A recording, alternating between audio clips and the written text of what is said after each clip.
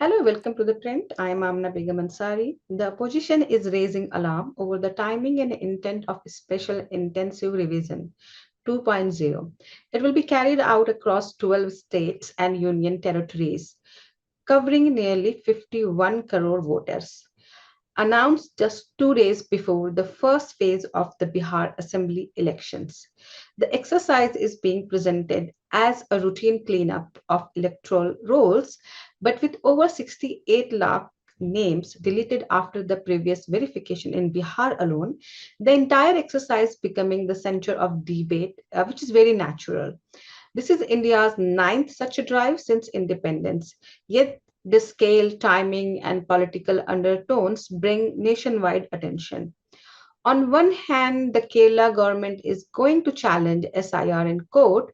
On the other, West Bengal Chief Minister Mamta Banerjee is on the streets protesting against it.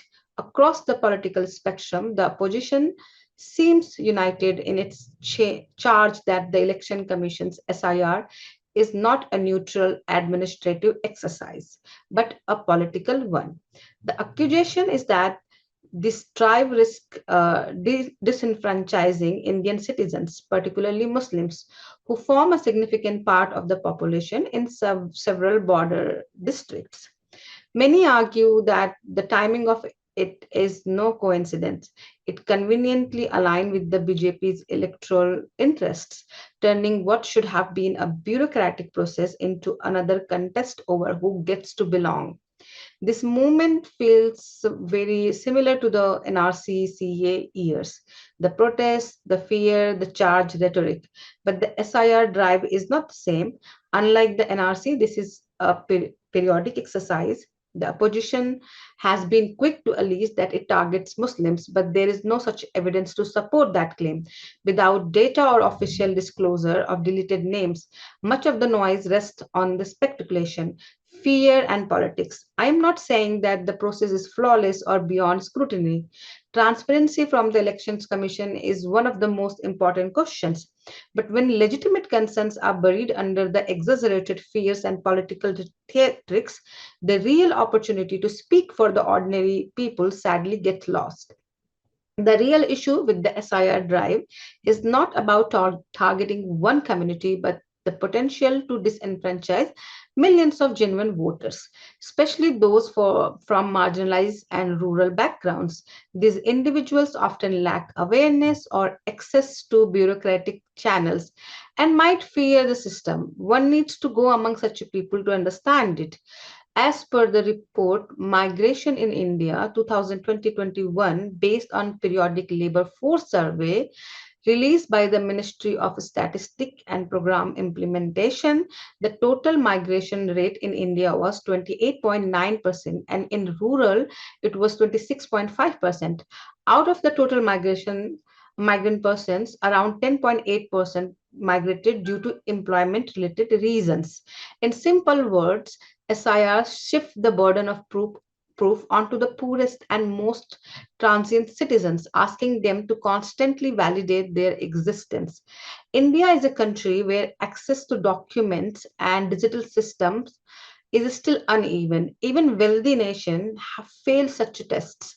One only need to recall the Windrush scandal in the UK, where thousands of long-term residents from Commonwealth countries, particularly those from Caribbean who arrived between 1948 and 1973, were wrongly detained or deported because they could not prove their right to live in the country.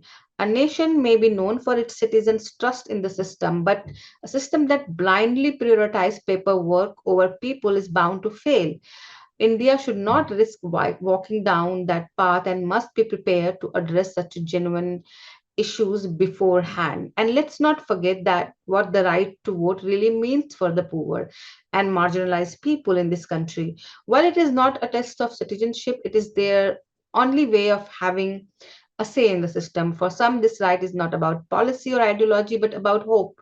The one moment when the powerful comes to their doors, when their existence is acknowledged, even it briefly.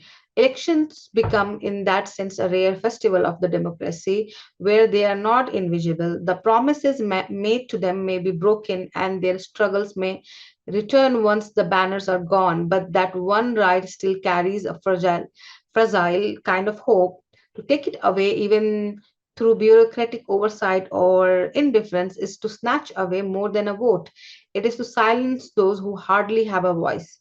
There are ways to address this reality without turning it into a hostile exercise. What is needed is not speed, but sincerity, transparency, accountability, and time. A process meant to strengthen democracy cannot afford to alienate its weakest participants. Before conducting such a massive verification, the state could work with NGOs and local bodies to assist citizens in gathering documents, ensuring no one is left out simply because of poverty or displacement. A drive for documentation, not deletion, would serve the spirit of democracy far better. For more such a video, keep watching The Print.